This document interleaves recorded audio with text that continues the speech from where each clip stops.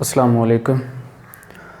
जी आज जो है ना हम क्लास 10th का चैप्टर नंबर 11 जो है ना वो स्टार्ट करने जा रहे हैं, होम्योस्टेसिस। चैप्टर का नेम है होम्योस्टेसिस। स्टेप जो है ना होम्योस्टेसिस क्या होता है, ये जो है ना किस तरह इसका जो है ना प्लांट्स के अंदर ये प्लांट्स किस तरह होम्योस्टेट करते हैं, ह्यूमन बीइंग्स किस तरह करते हैं, एनिमल्स के अंदर किस तरह होता है, तो ये हम डिस्कस करेंगे। सबसे पहले होम्योस्टेसिस क्या है। होम्योस्टेसिस कहते हैं दरअसल कि इंटरनल बॉडी कंडीशंस जो होती है ना, जो हमारी बॉडी है या किसी भी ऑर्गेनिज्म की जो बॉडी होती है उसकी जो इंटरनल कंडीशंस होती हैं, उन इंटरनल कंडीशंस को मेंटेन रखना होता है। बाहर जितनी भी तब्दीलियां आ रही हों, इन्वायरमेंट जितना भी जो है ना वो चेंज हो रहा हो, लेकिन उस चेंज का जो है ना वो इंटरनल कंडीशंस पे असर ना होना, इस चीज़ को मेंटेन रखना, this is called homeostasis. The maintenance of internal body conditions at equilibrium, कि उनको जो है ना वो कांस्टेंट रखना है, जो है ना बरकरार रखना है, despite change in external environment is called homeostasis. के बैरूनी माहौल में तब्दीलियां आ जाने के बावजूद भी अंदरूनी जो हालात हैं, बॉडी के अंदर वाली जो कंडीशंस हैं, उनको मेंटेन रखना क्या कहलाता है, होम्योस्टेसिस। कैसे? फॉर एग्जाम्पल के हमारा जो बॉडी टेम्परेचर होता है ह्यूमन बीइंग्स का, वो होता है 37 डिग्री।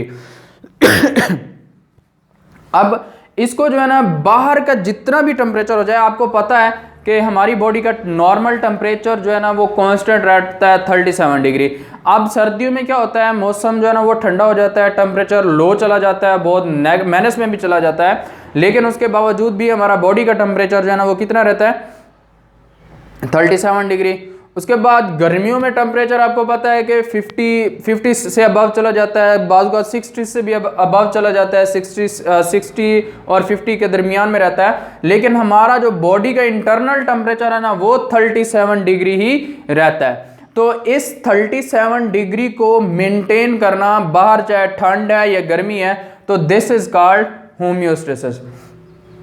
दूसरी एग्जांपल है कि हमारा जो ब्लड है, ब्लड के अंदर जो ग्लूकोज कंसंट्रेशन होती है, ग्लूकोज की कंसंट्रेशन जो है ना 1 ग्राम पर लीटर होती है। आप चाहे सारी खुराक भी कार्बोहाइड्रेट पर मुश्तमिल हो वो खाएं, चाहे आपका नाश्ता है, चाहे आपका लंच है, डिनर, ब्रेकफास्ट, कुछ भी, तो आप सब कुछ सारा दिन ही अगर आप जो है ना कार्बोहाइड्रेट्स खाते रहें, लेकिन उसका कोई फर्क नहीं पड़ना, आपके ब्लड के अंदर जो ग्लूकोज की कंसंट्रेशन है वो 1 ग्राम पर लीटर ही रहेगी। तो ये 1 ग्राम पर लीटर ग्लूकोज की कंसंट्रेशन को ब्लड के अंदर मेंटेन रखना, this is called homeostasis. Body cells को जो है ना क्या होता है, बॉडी सेल्स को एक ऐसा इंटरनल एनवायरनमेंट चाहिए होता है जिसको जो है ना जिसमें ज़्यादा तब्दीलियां ना हो, जो ज़्यादा चेंज ना हो। Stable internal conditions are important for the different functioning of enzyme, कि एंजाइम्स के मुख्तलिफ काम करने के लिए जो है ना कंडीशंस का स्टेबल होना, जो इंटरनल बॉडी कंडीशंस हैं उनका स्टेबल होना इंपॉर्टेंट होता है, बहुत इंतहाई ज़रूरी होता है। ठीक है, अब कुछ प्रोसेस उसके अंदर जो है ना वो 3 प्रोसेस दिए गए हैं जिसके थ्रू जो है ना वो होम्योस्टेसिस होता है। तो पहला प्रोसेस जो है ना osmo regulation. Osmo means it is related, this term is derived from osmosis. Osmosis is related to fluid, ठीक है ना। पानी से मुतल्लिक जब भी बात होगी तो वो उसको ऑस्मोसिस बोलते हैं। अब osmo regulation, regulation mean regulate करना। अब किस चीज़ को रेगुलेट करना, किस चीज़ को मेंटेन करना, the maintenance of the amount of water and salt and body fluid, body के फ्लूइड के अंदर पानी की और नमकियात की मिकदार को मेंटेन रखना। बॉडी फ्लूइड कौन सा है, ब्लड है या टिश्यू फ्लूइड है, तो इनके अंदर पानी की और नमकियात की मिकदार को बरकरार रखना ऑस्मो रेगुलेशन कहलाता है। क्यों?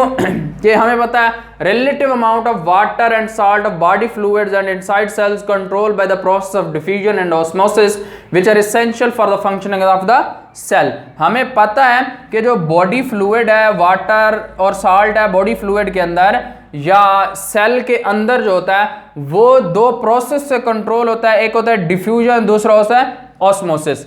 ऑस्मोसिस और डिफ्यूजन से कंट्रोल होता है ये प्रोसेस, जो कि ये दोनों प्रोसेस किसी भी सेल की फंक्शनिंग के लिए बहुत जरूरी होता है। इसेंशियल कहते हैं, एक इसेंशियल का मतलब भी अहम होता है, इंपॉर्टेंट का मतलब भी अहम होता है। इंपॉर्टेंट मीन अहम है, लेकिन अगर ना भी हो तो काम चल जाएगा। इसेंशियल मीन्स के अटूट अंग है, अगर ये ना हो तो जो सेल है वो फंक्शनिंग हो ही नहीं सकता।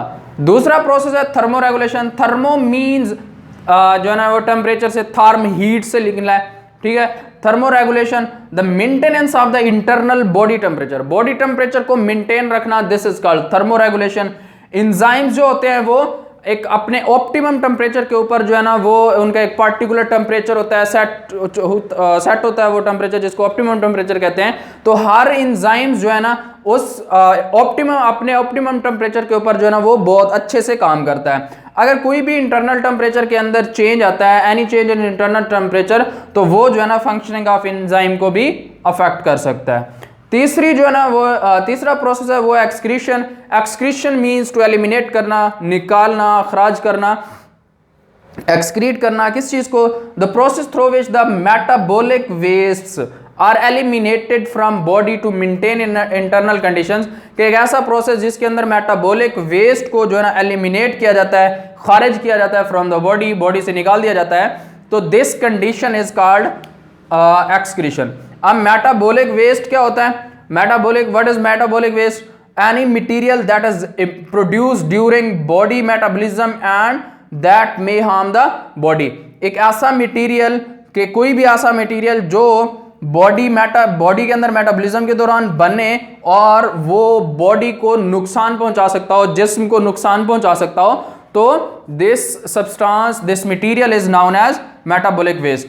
अब लफ्ज यहां पे यूज हुआ है मेटाबॉलिज्म।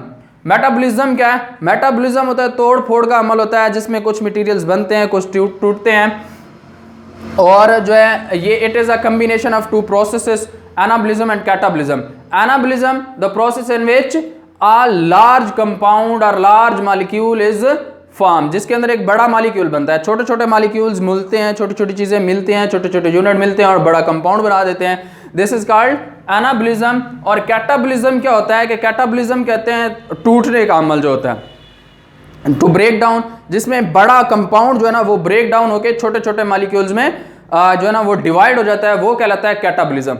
अब एनाबॉलिज्म को हम मेटाबॉलिज्म को जो है ना हम डिफाइन कर सकते हैं, the process in which large molecules are break down to form small molecule. बड़े कंपाउंड जो होते हैं ना वो टूट के छोटे मॉलिक्यूल्स बन जाते हैं, and small molecules join together to form a large compound, this is called metabolism. ये केमिकल प्रोसेस होता है, ठीक है ना, बायोकेमिकल प्रोसेस होता है। तो ये जो है ना यहाँ तक आज का ये टॉपिक था होम्योस्टेसिस और उसकी जो है ना वो बेसिक टर्म्स, बेसिक प्रोसेसेस। उसके बाद जो है ना नेक्स्ट जो हमारा टॉपिक होगा वो हम पढ़ेंगे